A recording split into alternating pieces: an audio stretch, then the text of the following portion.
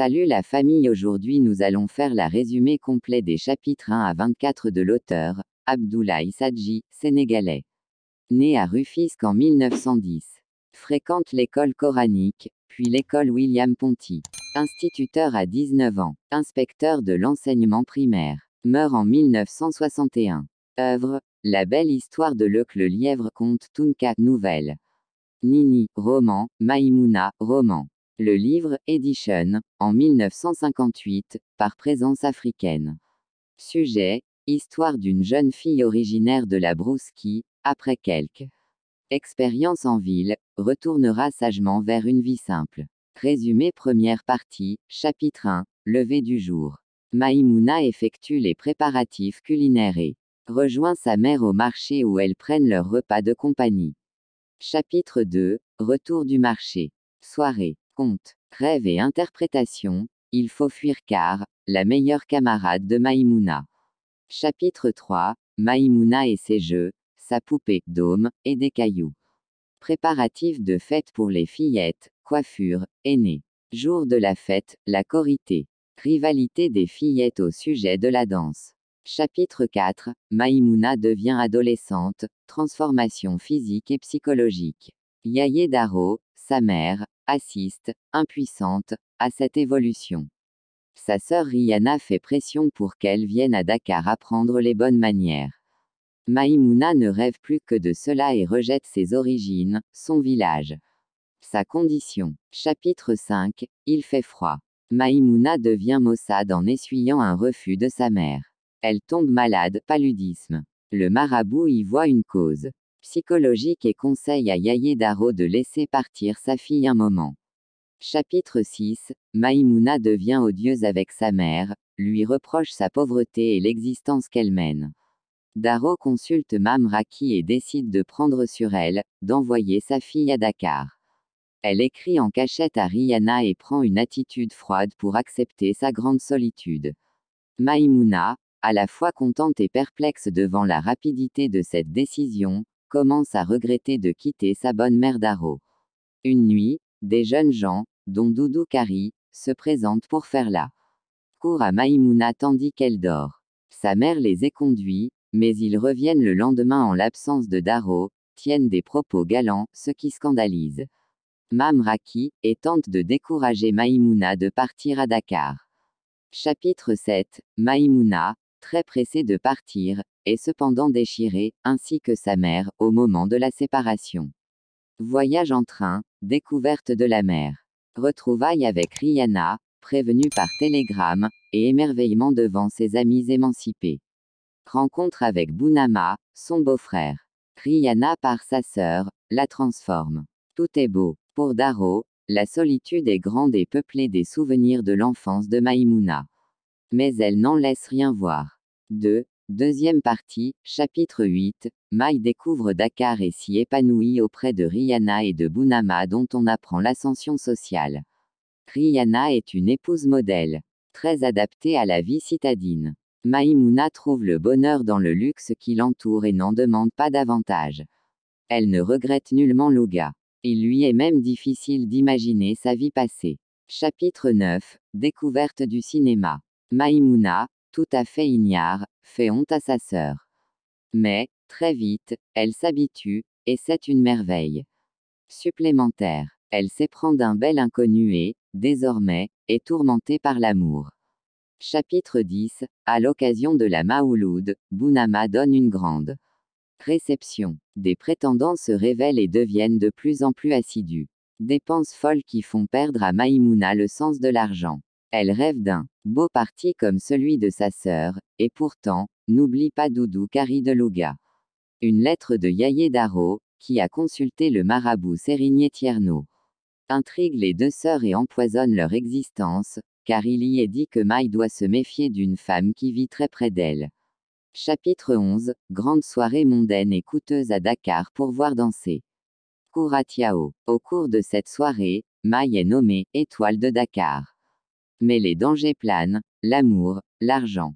Maï revoit dans la rue le jeune homme en complet qui lui avait tant plu au cinéma.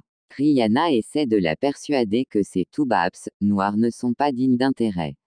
Mais Maï rêve. À Doudou Diouf et lui, de son côté, rêve d'approcher la jeune fille, conscient pourtant de ne pas appartenir au milieu aristo qu'il croit être celui de Maïmouna. Il essaie de s'introduire par l'intermédiaire de la responsable domestique principale. Chapitre 12. Yacine, la responsable, qui a beaucoup souffert et a été abandonnée par Ibéa, un jeune homme qu'elle aimait, reste silencieuse, dévouée à sa patronne. Mais elle n'a rien oublié. Son dialogue naturel et discret avec Rihanna se trouvant compromis par la présence de Maïmouna, elle décide de se venger de celle-ci en la faisant tomber dans le piège amoureux de Doudou Diouf. Elle essaie d'arracher des confidences à Maïmouna qui garde beaucoup de réserve, de prudence. La première tentative échoue. Maïmouna, à l'apogée de sa jeunesse et de sa gloire, se lasse un peu de tous les plaisirs et évoque Louga dans un lointain poétisé. Chapitre 13. Bounama, un soir, explique à Maïmouna qu'il est temps pour elle de se marier. Il lui donne le choix entre différents prétendants et choisit pour elle, finalement, un riche entrepreneur, Galay Kane. À dater de ce jour, celui-ci lui fait une cour à NSSI qu'elle est enceinte, mais n'en dit pas un mot. Maïmouna et Rihanna sont dans l'ignorance totale. Chapitre 17. Rihanna, au cours d'une insomnie, imagine le mariage fastueux de sa sœur, puis entend, de la bouche de Bounama qui rêve tout haut, la révélation concernant sa sœur. Elle fait venir Sylvie, sa meilleure amie, pour décharger son cœur et apprend par elle que toutes sortes de bruits courent sur Maïmouna, que Yacine n'a jamais quitté Dakar et qu'elle favorisait des rencontres entre Maïmouna et un homme. Chapitre 18. Après une recherche vaine de son ancienne bonne au marché de Sandaga, Rihanna aborde sèchement son mari, furieuse qu'il lui ait caché la vérité. Elle provoque un entretien, toujours devant Bounama, avec Maïmouna qui avoue avoir une relation avec un jeune homme dont elle refuse de livrer le nom. C'est Yacine qui me poussait jour et nuit, dit Maïmouna. Chapitre 19. Maïmouna est dans le train. Surprise, Doudou est là et fait route avec elle jusqu'à quelle effusion, déclaration, sanglots. Arrivé à Louga, accueil de Daroki, accompagné de Mamraki, raconte les cancans du village. Et ignore tout de la situation de Maïmouna. Celle-ci parle de Dakar, retrouve son chez elle avec une certaine émotion. Chapitre 20. Maïmouna déballe ses souvenirs, ses cadeaux, mais aussi sa rancœur contre sa sœur. Une lettre de Rihanna révèle à Daro l'état de sa fille. La mère se montre compréhensive, accepte le raisonnement de Maï qui jure que Doudou l'épousera, mais elle n'y croit guère et redoute les sarcasmes du village. Chapitre 21. Mariage d'une fille du village, Halima. Beaucoup de faste, de beaux vêtements, mais Maïmouna éclipse tout le monde par sa beauté, sa tenue. Dès le lendemain, des mauvaises langues, auteurs du sarcasme, étoile de Dakar, la nargue en chantant sur le thème de la grossesse. Daro écrit à Doudou qui lui assure dans sa réponse qu'il n'oublie pas Maïmouna. Celle-ci évoque ses souvenirs de Dakar grâce à un album de photos. Mais elle garde une véritable haine contre sa sœur Rihanna. Chapitre 22. Une lettre de Galay rappelle son amour, qui semble sincère, pour Maï. Daro veut le prendre en considération.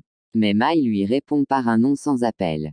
Doudou Kari, le premier de tous ses amoureux, lui fait à nouveau la cour. Elle le prend de haut et lui fait comprendre qu'il ne peut être pour elle qu'un bon camarade.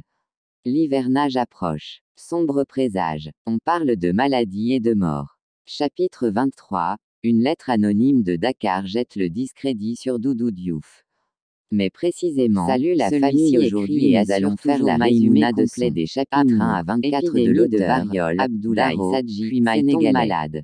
Très longue épreuve pour Maï, compliquée par sa grossesse. L'école coranique, accouche enfin, puis l'école William ne parle pas de l'enfant, instituteur à 19 ans, qu'il était mort de l'enseignement primaire. Elle est sauvée après avoir été suivie par un médecin dévoué et enthousiaste. La belle histoire de Luc le lièvre. Chapitre 24. Nouvelle. Maïmouna émerge de la maladie. Elle apprend que Doudou l'abandonne et essuie les reproches de sa mère. Elle aurait mieux fait de ne pas rejeter Galay.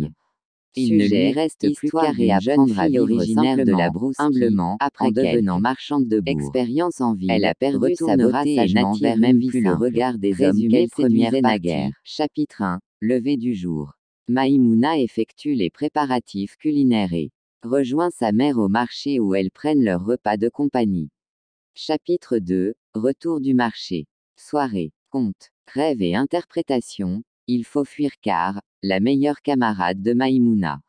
Chapitre 3. Maïmouna et ses jeux, sa poupée.